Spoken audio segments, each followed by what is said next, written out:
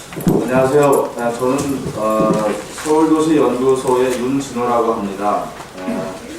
오늘 이제 그 좋은 대구 만들기 관련해서 제가 이렇게 발제를 하게 돼서 굉장히 기쁘게 생각합니다. 특히 민주당이 당이 이제 도시 문제를 고민하고 하는 거가 좀 제가 보기에 매우 중요한 문제인 것 같은데, 그 문제에 대해서 제가 여러분과 좀 생각을 나눌 수 있는 계기를 갖게 돼서 좀 매우 기쁘게 생각합니다. 제가 발제 시간을 20분 받았는데요. 대체적으로 조금 앞부분에서 이제 도시 문제를 어떤 지역위원회 또는 당이 어떻게 접근해야 되는가 하는 문제 가지고 한 반절 정도를 말씀을 좀 드리고, 그 다음에 뒷부분은 민선 5기의 정책적 흐름이 어떻게 흘러오고 있다 하는 것을 한 10분 정도 이렇게 말씀드리고 하는 식으로 진행을 해보려고 합니다. PPT 자료가 준비가 안 되니까 나눠드린 자료를 일단은 토대로 좀 말씀을 드려보도록 하겠습니다. 제 자료에서 이제 목차를 이렇게 보시면은 구체적으로는 생활정치에 대한 어떤 요구, 이런 것들을 우리가 좀 정당이 어떻게 받아 안아야 하는가 하는 면에서 지역의 중요성에 대한 얘기를 좀 간략하게 드리고요.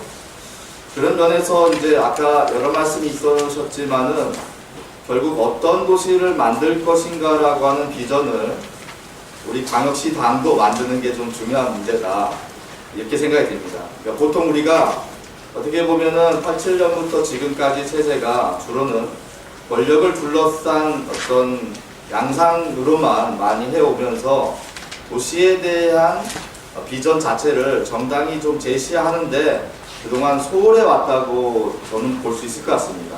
그렇기 때문에 그 작업을 어떤 식으로 저희가 하는 게 필요한가 하는 것을 좀 말씀을 드리고요.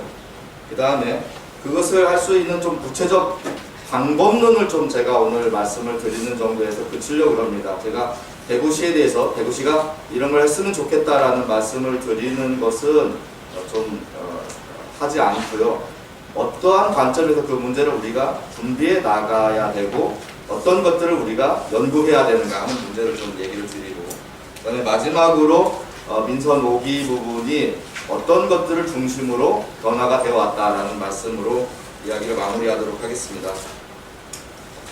그 다음 목차에 보시면은 이건 너무나 당연한 얘기이니까 그런데 국민들이 정치가 바뀌어야 된다 이렇게 얘기를 많이 하고 있는데, 그 주요한 내용이 결국은 정치가 싸움만 하지 말고 우리 생활 문제를 챙겨달라, 이런 요구, 즉 생활 정치에 대한 요구가 있는데, 그런 면에서 보자면 실제 국민들의 생활이 이루어지는 주요한 현장이 지역이니까, 사실은 여러분들은 여기에 오랫동안 활동해 오셨으니까 새삼 어떻게 말씀드릴 필요성이 없는 문제인 것 같습니다만,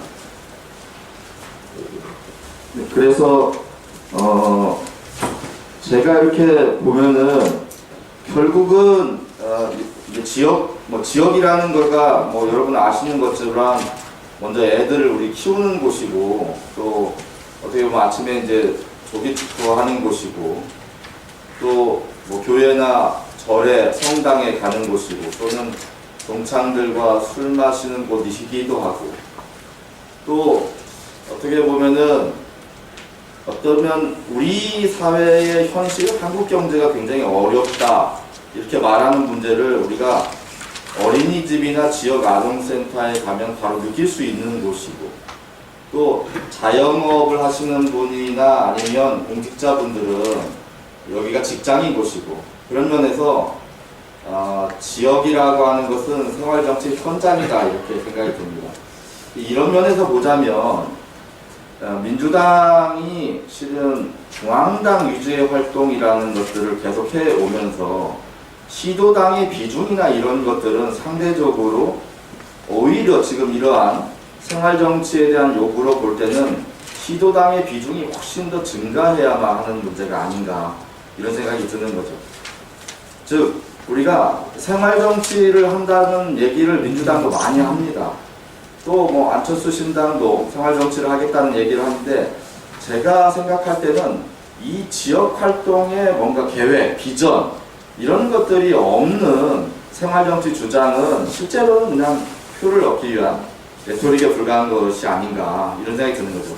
그럼 현재 민주당의 중앙당도 이 시도당 정책이나 이런 것들에 대한 별도의 본부나 이런 것들이 형식적인 수준에서 머물러 있습니다. 그러니까 민주정책연구원도 어떻게 되냐면 시도당의 정책을 연구하는 단위가 별로 없는 거죠.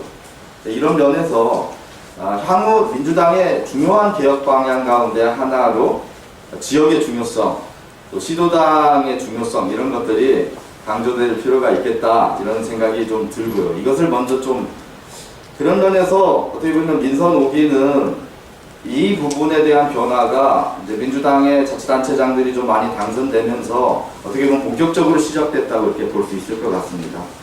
그러니까 민선 5기 들어와서 정책적 큰 변화가 뭐 여러분 느끼시지만 아까 말씀하신 그 얘기인데 하드웨어 중심의 시설 중심의 어떠한 정책보다는 주민들의 좀 생활에 다가가는 어떤 생활 밀착형 공약들 또는 그것의 정책들 이런 부분이 많이 좀 실행되어 왔다고 볼 수 있을 것 같습니다. 이런 부분들의 좀 성과가 이렇게 드러난 것이 보면은 한국정치희망을 제가 지역이라고 말씀드렸는데 지난번에 전국 사회연대경제지방정부협의회가 이렇게 발족이 됐습니다. 이 부분이 저는 여기에서 좀 새로운 콘텐츠나 방향이 제시되는 것들을 민주당이 좀 받아 안으면서 어떤 변화들을 해나갈 수 있다 이런 생각이 들고 좀 그러한 부분에 대한 우리의 공유 작업이 오늘 좀 이루어졌으면 좋겠습니다.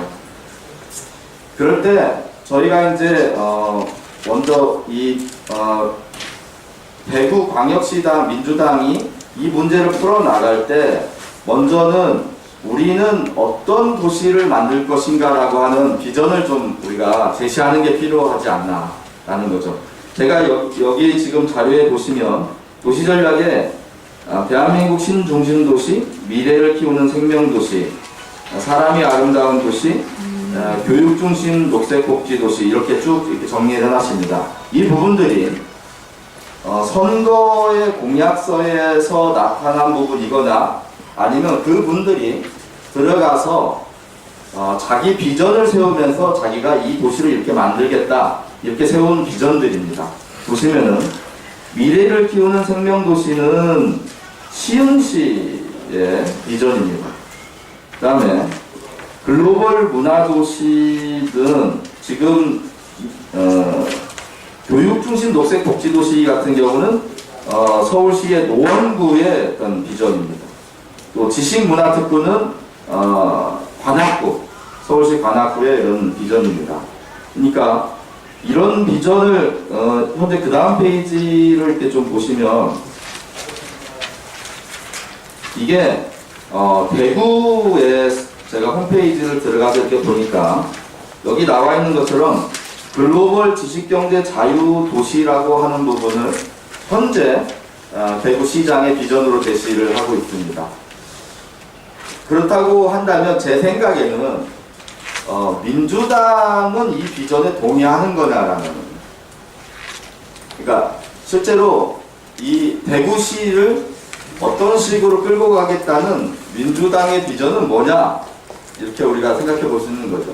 근데 보통 이제 이게 출마자나 고민할 문제다라고 좀 우리가 그동안 생각해 온 게 사실이지 않습니까? 결국 공약 만드는 것은 출마자가 그냥 이렇게 캠프 중심으로 해서 어떻게 보면 의견을 수집해서 만드는 정도인데, 그것이 아니라 제 생각에는 제가 처음 말씀드린 것처럼 어떻게 보면 지방자치단체에 대한 비전 이런 것들이 당에서 매우 중요한 문제라고 할 때 당 자체적으로도 어떤 대구시에 대한 비전을 스스로 세워야 될 필요성이 있는 게 아닌가라는 거죠. 지금 여기 보시면 핵심 프로젝트라고 하는 그 사이트, 아니 대구시청 사이트에 핵심 프로젝트 부분에 보면은 이분이 이제 가장 중점적으로 추진하는 것이 글로벌 지식 경제 자유 도시이고 1, 2, 3, 4가 지금 추진하는 핵심적인 정책과 프로그램들입니다. 그러면 제가 생각할 때 이건 좀 민주당은 이 문제와 다른 자기의 비전 이런 것들을 세우는 게 필요하지 않은가 라고 생각이 드는데, 그 문제를 좀 어떻게 세울 수 있는가 하는 부분을 그 뒤에 제가 조금 정리해 봤습니다. 제가 이제 요즘 지난 2010년에 이제 제가 성북구 쪽의 공약을 이렇게 만드는 작업을 하면서 이제 그게 매니페스토 대상을 받고 또 그래서 들어가서 1년 정도 이 공약이 정책화되는 과정까지를 이렇게 개입하면서 이제 했는데 제가 이제 처음에 작업할 때 했던 좀 방식입니다. 근데 우리가 뭘 이렇게 보냐면 어떤 이제 오늘 강의 처음 요청에서도 제가 그런 얘기를 들었습니다. 좋은 도시에 대한 부분을 해달라고 얘기를 할 때 해외의 어떤 사례나 이런 것들을 하고 있다라는 이렇게 접근을 많이 하게 됩니다. 그런데 그것보다는 왜냐면은 결국은 이제 핵심적인 부분은 대구시가 가지고 있는 자원과 특성에 대한 파악을 하는 것이 1차적인 출발이 돼야 된다고 생각해요. 그러니까 도시 전략을 구사하는 데 있어서 제가 이제 지금 많은 도시들의 컨설팅을 하면서 좀 그 도시가 가지고 있는 주요한 특징, 그 가운데 내가 앞으로 도시를 발전시켜 나가는 데서 우리가 사용할 수 있는 객관적 특징, 이 부분하고 대구시가 가지고 있는 자원을 파악하고 또 대구 시민들이 요구하는 요구를 그것을 섞어내면서 하나의 비전과 전략을 세우는 문제가 굉장히 중요한 문제다. 저희가 볼 때는 우리 민주당이 앞으로 이제 지금 특히 선거 기간이니까 이 문제에 대해서 고민이 많은 때 아니겠습니까? 그러니까 1월, 2월, 3월에 지금부터 해나가는 과정에서 이 부분에 대한 논의와 이런 것들을 좀 풍부히 해 나갔으면 좋겠다라는 생각이 듭니다. 근데 그것을 하는 좀 방법들을 약간 여기다 써놨는데 저기를 보면서 하면 좋은데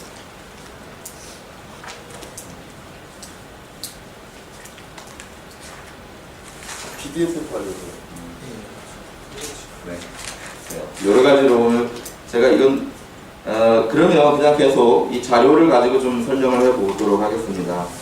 구체적인 지점은 이제 하나 더 말씀을 드리고 구체적인 지점으로 넘어가도록 하겠습니다.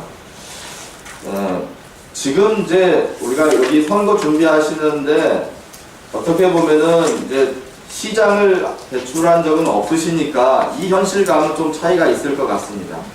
그러니까 보통 다른 도시 선거하는 과정에서 좀 많이 어려운 문제가 공약이 얼마만큼 실제 표에 도움이 되느냐 하는 문제가 좀 많이 논란이 됩니다. 근데 최근의 추세로 볼 때는 공약의 비중이 상대적으로 계속 커온 것이 분명하다고 봐집니다.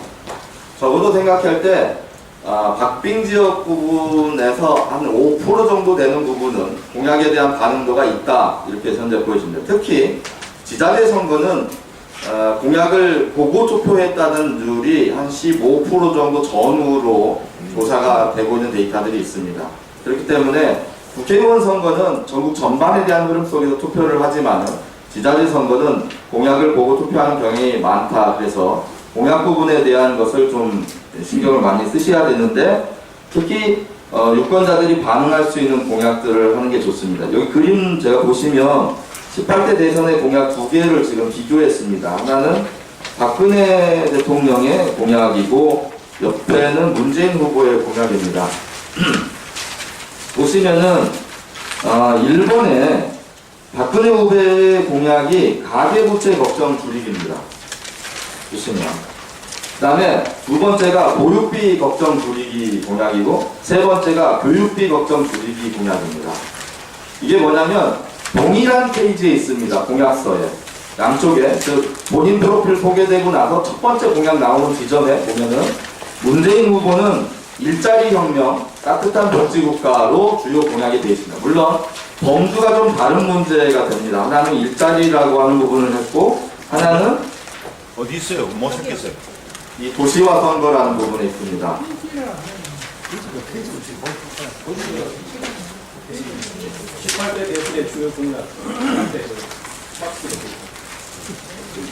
여건은 열악하고 그렇지만 도시화 선거라는 이 부분에 있습니다.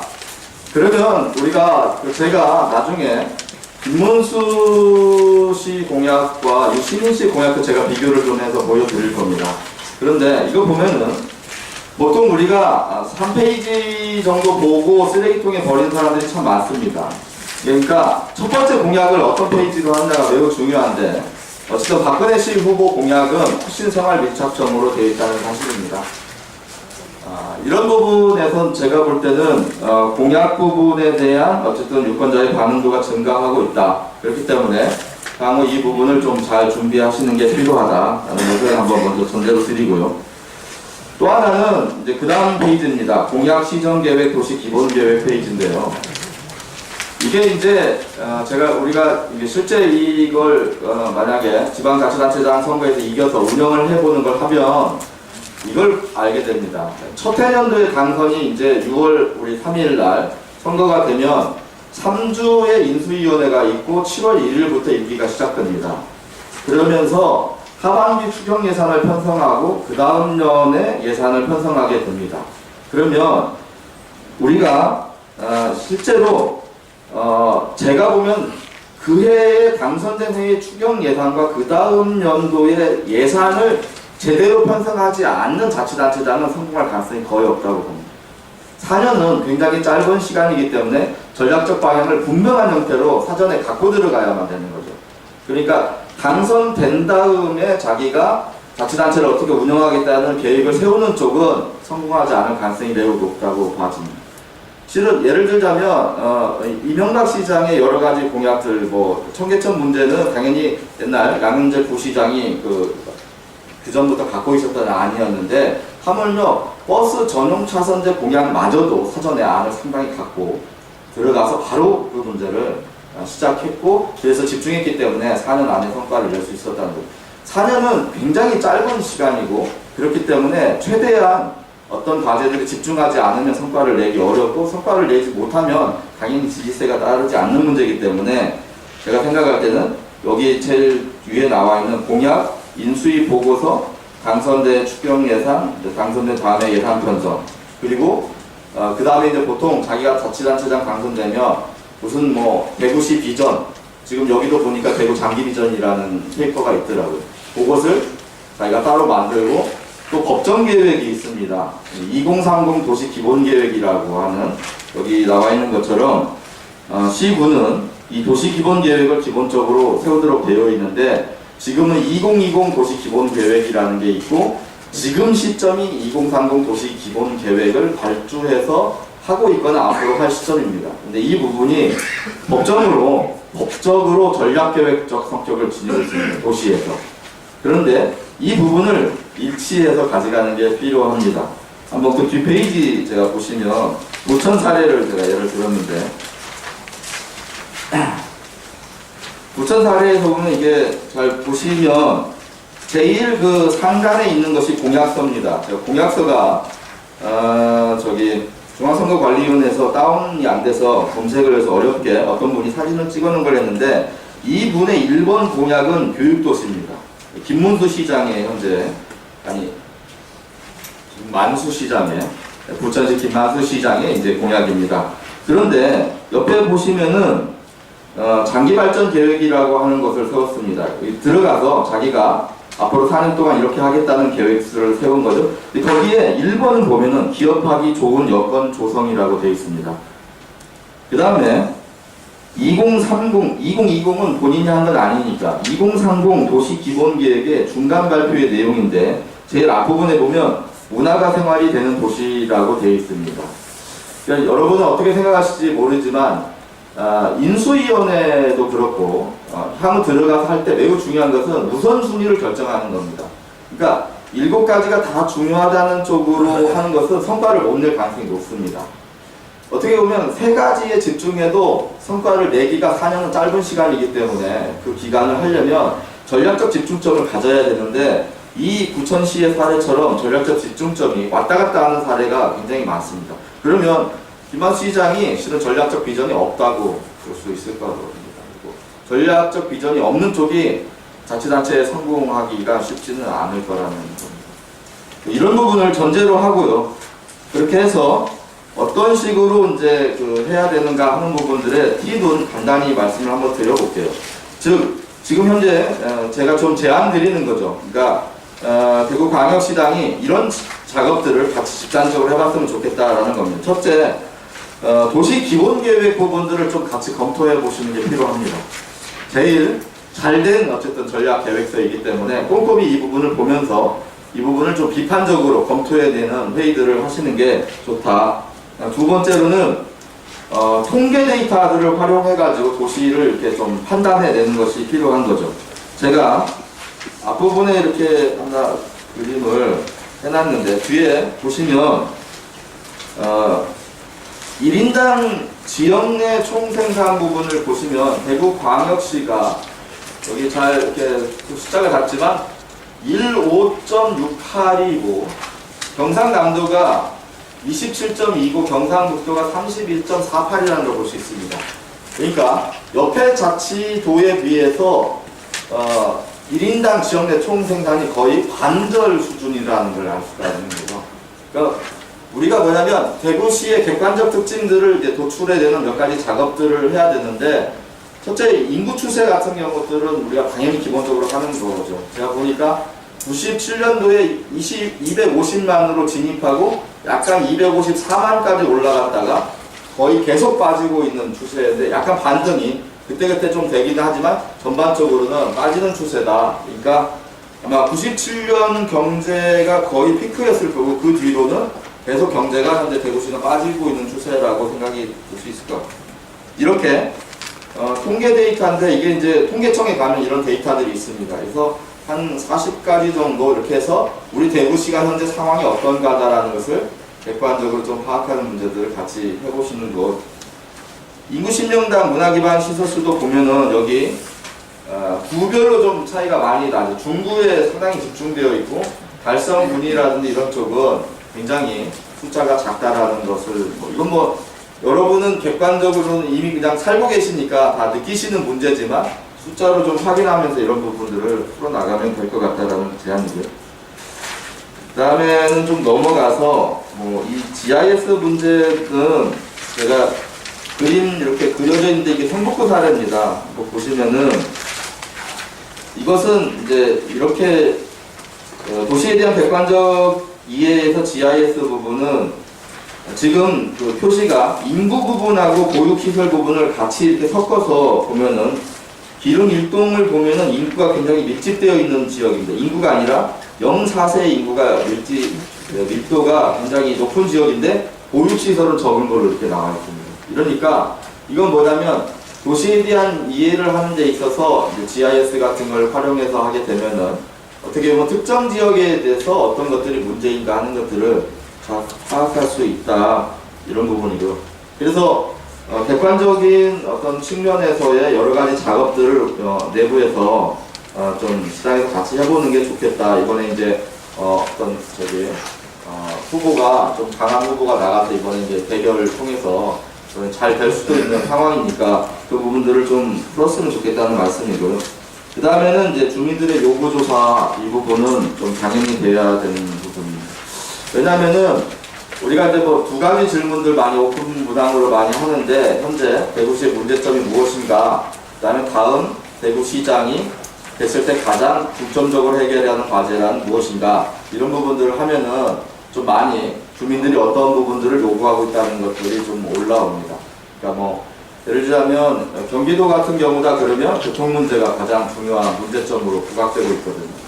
또 지금 해보면 의정부 같은 데는 이제 군사도시 이렇게 되어 있는데 군사도시에서 미군 캠프가 지금 빠지면서 새로운 도시 전략을 좀 세워야 되는 그런 문제들이 있는데, 그러면 군사도시에서 어떤 도시로 가는 것이 주민들이 중요하다고 보냐, 그러면 전반적인 양상에서는 문화도시 컨셉이 요즘 많이 나오고 있습니다. 각 도시별로.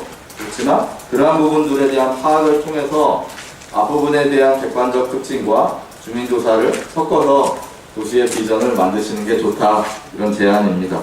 그래서 제가 경기도 사례 여기 나와 있는데 똑같은 겁니다. 페이지는 3페이지, 그러니까 정확하게는 4페이지에 있는 부분인데 김문수 씨의 공약은 쌩쌩 경기도라고 하는 교통 문제를 전면에 내건 공약을 내걸었고, 그 다음에 유시민 씨는 4대강 반대 부분을 내걸었습니다. 물론 정치적 부분이 중요하다 하지 않다에 대한 많은 논란이 있지만 제가 볼 때는 그래도 이 부분은 지역에 대한 조사는 교통 문제가 가장 해결해야 될 문제라고 했기 때문에 경기도 쪽은 김문수 씨가 표를 더 얻었을 가능성이 있습니다. 정치적인 문제뿐만 아니라 공약 부분에 있어서의 반응도는 이것이 더 높았을 거라고 보여집니다. 지역 현안 파악 부분은 이제 뭐 이건 다 아시는 거지만 어쨌든 자치단체 홈페이지나 여러 가지 신문들을 참조해서 정리해 나가시면 될 것 같고요. 그런 면에서 제가 그냥 예를 도시에 대한 이해에서 성북구하고 시흥시를 좀 비교해서 너무나 당연한 것 같지만 중요한 내용들입니다. 성북구는 대학이 많다. 서울에서 대학이 가장 많은 두 군데 가운데 하나거든요. 서대문구와 성북구가. 그런데 요즘은 뭐 대학 하나를 유치하려고 500억 정도의 땅을 그냥 주고 있는 상황인데 성북구는 그것이 8개나 있는데 한 번도 이것을 자기 지역 자원화해서 지역 개발로 써보겠다는 생각을 해본 적이 없는 거죠. 민선 5기 들어와서 이런 시도들을 많이 하게 됩니다. 또 시흥시 같은 경우는 바닷가에 붙어 있는 상황인데 바닷가라는 게 자기가 가져오려고 해도 가져올 수 없는 문제니까 제가 좀 시간을 오버한 거죠. 몇 분까지 하면 될까요? 일단 다 해주십시오. 네. 아, 그렇습니까? 죄송스러워서 제가 한 6분만 더 써서 이제 그런 부분하고 또 하나는 이제 두 번째 객관적인 두 번째에서 제가 대학로 동대문과 붙어있다 이런 말씀 드렸는데 묻어가기 전략이라고 제가 좀 말씀드리는 건데 자기 자원이 없으면 옆 동네 자원이라도 끌어오는 거 중요한 문제 같습니다. 성북구는 바로 옆에 대학로가 있거든요. 해화고개를 넘기만 하면 대학로인데 해화동에 있는 수많은 극단들이 해화고개를 못 넘고 거기까지 딱 멈춥니다. 그랬을 때 한성대 입구 전찰역 같은 데에다가 만약에 공연장 같은 것들을 구해서 만들면서 이 힘을 끌어온다든지 이런 것들은 생각해 볼 수 있는 전략이다라고 보여지는 거죠. 그러니까 뭐 물론 대구는 조금 제가 느낄 때 옆 동네의 어떤 힘을 끌어오기에는 쉽지는 않아 보이는데 그런 부분들은 이런 식으로 제가 볼 때 한번 제안은 대구시의 특징을 어떤 식으로 했으면 좋겠다는 부분들을 한번 내부적 토론을 통해서 정리해 보시는 게 필요하다 그렇게 생각이 듭니다. 그래서 그렇게 이제 저희가 파악을 하면서 실질적으로는 주민들의 요구를 조사해 봤더니 교육 부분에 대한 부분이 제일 높았고 그리고 그것 가운데도 명문고 육성 문제가 아니라 학교 시설 개선 문제가 가장 높아서 지금 공약을 1번 공약을 학교 시설 현대화 공약으로 성북구는 내걸었습니다. 이게 이제 지지층하고도 좀 밀접하게 되어 있었는데 이것을 높게 요구한 분들이 주로 30, 40대 주부층이었기 때문에 그 부분에 초점을 맞춰서 공약 부분을 조장했습니다.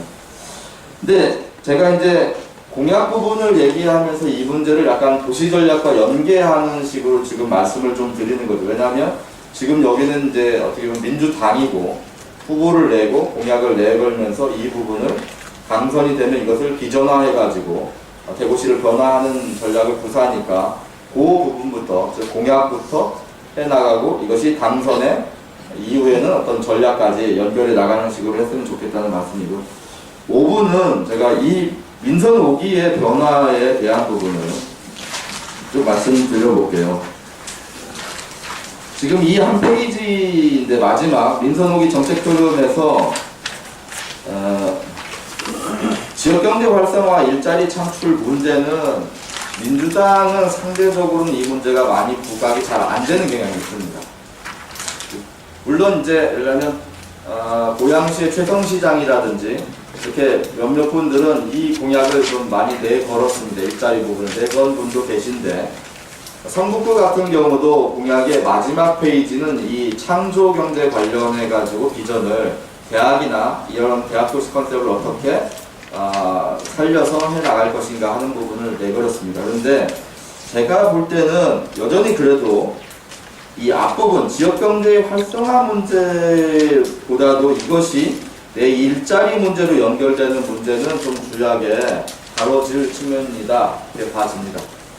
근데 이게 좀 이런 부분이 있습니다. 고양시 같은 경우도 예를 들면 뭐 마이스 산업이다 여러 가지 얘기를 하고 있지만 그것이 실은 외부에서 그냥 일자리 오는 쪽으로 가고 내부의 활력으로 연결이 안 되는 지점이 있습니다. 그래서 이러한 산업정책이 내부의 일자리 문제로 어떻게 연결되는가 하는 것들을 잘 연결해서 공약화하는 문제가 필요하다고 보여집니다. 그 다음에 두 번째부터는 좀 중요한 문제인데 교육 지원 관련된 부분이 굉장히 대대적으로 강화됐습니다. 대체적으로 예산은 적은 데서는 3%, 일반회계 대비 많은 데는 거의 10%까지 육박하는 상태로 됐습니다. 예를 들자면 뭐 수원시다, 뭐 시흥시다 이런 데 부분도 거의 200~300억 정도를 이쪽으로 좀 투입해서 교육 지원 사업을 했습니다. 또 교육 관련된 부분이 예를 들면 성북구만 해도 교육 관련된 과가 제일 끝에 말단과였는데 1번 과로 이렇게 격상된다든지 이러한 교육 지원 관련된 사업들에 대한 변화가 좀 있었습니다. 이건 왜 그러냐면 일단은 시민들 자체가 교육 부분에 대한 요구가 일단 가장 상위의 요구가 되고 있습니다. 그래서 이거에 대해서 교육청과 물론 지방자치단체의 역할 분담, 또 광역과 기초의 역할 분담이라든 이런 부분들이 아직 명쾌하지 않은 게 있고 향후 제도에 있어서 교육 부분을 어떻게 보면 자치의 한 영역으로 끌어와야 되는 문제도 있다고 보여지는데 아직 이 문제가 해결되지 않은 조건 내에서 어쨌든 학교 안은 교육청이, 학교 밖은 지방자치단체가 해 나가는 쪽으로 특히 이제 우리가 그 토요일 날 쉬게 되면서 방과 후 학교 문제나 이런 것들의 비중이 굉장히 높아졌기 때문에 이 부분을 하는데 전체적인 추세에서 변화는 교육경비 보조금을 단위 학교에는 주지 않는 쪽으로 많이 지금 변했습니다. 초반에는 교육경비 보조금을 학교에서 공모해서 주는 걸로 많이 이렇게 진행이 됐는데 들어가면 이제 교육청 예산이 적기 때문에 다 시설비로 많이 된다든지 이렇게 되고 지방자치단체 차원에서 표시가 나지 않습니다. 그래서 초반에는 교육경비 보조금을 학교에 공모해서 뿌리는 쪽으로 가다가 지금은 대부분 자체 사업을 하는 걸로 가고 있습니다. 그리고 이 부분을 특별하게는 예를 들면 서울 지역이나 이런 데서 지역 어떤 네트워크화 하는 것과 연결해서 합니다. 뭐냐면 방과 후 학교를 주민이 교사가 돼서 들어가서 가르치는 쪽으로 일단 연결해 나갑니다. 이 부분은 지역 네트워크화 하면서 즉 마을이 학교다 이 컨셉을 가지고 우리가 이 돈 예산을 통해서 프로그램을 공모를 하고 그 프로그램 공모할 때 교장 선생님이 배석해서 저 프로그램 우리 학교에 쓰자 이렇게 하고 당첨되면 그분이 교사화될 수 있는 역량 강화 쪽을 끌고 가서 일정한 수준이 되면 학교에 투입해서 그분이 방과 후 학교 프로그램이나 이런 것들을 돌리는 쪽으로 이렇게 가는 이 부분들이 최근의 정책적 흐름입니다. 일단 보육 부분은 특별한 건 없지만 국공립 보육시설에 대한 요구는 계속 높습니다. 예를 들자면 성동구 같은 경우는 60% 하겠다 이렇게가 지금 현재 추진 방향이거든요. 근데 제 기억에 서울시도 2030에서 30%인가 이렇게 되는 것 같습니다. 대체적으로 지금 국공립 보육시설의 비중이 한 10% 안팎의 비중인데 이 부분에 대해 주민들은 뭐냐면 신뢰도 때문에 국공립 보육시설을 요구하는데 국공립 보육시설은 서울 대비로는 하나를 짓는데 한 30억 정도 투입이 되니까 실은 집 사서 이렇게 하는 문제는 어려운 것 같고요. 대부분 종교단체에서 시설을 내면 리모델링비를 한 2~3억 정도 투입해가지고 하는 식으로 해서 늘리는 추세로 이렇게 쭉 하고 있고 이 부분은 좀 일단 정책적 반응들은 아주 좋습니다. 물론 뭐 24시간 문제라든지 시간제라든지 이런 거에 대한 반응도도 좋지만은 국공립 보육시설 자체를 늘리는 것은 반응이 좋은데 그거 이외에 추가적으로 하는 것들이 여기 있는 것처럼 방과 후 돌봄센터라든지 그러니까 돌봄센터, 즉 지역 아동센터 말고 구립 또는 시립 그 돌봄센터를 하는 쪽이 이번에 좀 많이 진행이 되고 있습니다. 약간 지역 아동센터의 성격과 같은 건데 허브 역할을 하는 단위들을 하고 지역 아동센터가 약간은 그러니까 편부모 쪽을만 한다면 이 돌봄센터는 약간 중상층까지 하는 형태의 대응들이 좀 이렇게 많이 현재 진행이 되고 있는 상황입니다. 이것이 여기 나와 있는 어린이 공동 육아 및 돌봄 교실이고요. 도서관 건립하는 문제는 뭐 민선 5기의 가장 또 중요한 변화 가운데 하나 있는 것 같습니다. 일단은 도서관을 뭐 그러니까 수원시 같은 경우만 해도 2,000평짜리 이상을 11개 짓겠다는 게 현재 계획이거든요. 근데 이제 거기가 100만이 이제 넘어서잖아요. 고양시만 해도 국공립도서관이 현재 14개가 있고 자교도서관도 14개가 있는 상황인데 여기에다가 2-3개 정도 더 짓겠다는 상황이거든요. 왜냐면은 도서관을 하나 지면 200평짜리만 하나를 지어도 보통은 새로 그걸 이용한 주민이 한 1,000명 정도 됩니다. 그러니까 그리고 그것이 가지는 어떤 정책적 반응도가 굉장히 높은 시설이죠. 다만 인건비가 계속 나가는 문제라든지 이 사서 문제나 이런 것들이 있기 때문에 이제 방식은 직영하기보다는 보통 재단을 놓고 위탁하거나 또는 외부에 있는 기관에 위탁하거나 하는 식으로 하고 있고 재정적 부담이 약간 있지만은 전체에 대비해서 보면은 정책적 반응도가 매우 높은 사업이다. 그래서 이건 고려해 볼 만한 것 같고요. 여기에다가 실은 독서운동 부분을 결합하는 문제가 됩니다. 근데 인프라 쪽 가는 쪽이 독서운동 쪽으로 연결이 안 되면 정책적 효과가 반감됩니다. 이용자가 없자서 하드웨어만 놓고 실은 이용을 안 하는 거거든요. 그래서 보통 많이 하고 있는 것이 책 읽는 도시 운동입니다. 미국에서 이루어진 원북 원시티 운동 같은 경우를 국내에서 청주라든지 부산에서 만들어낸 그런 이제 원북 원시티 운동인데 네. 그래서 여기까지 이것만 조금 정리하고 하겠습니다.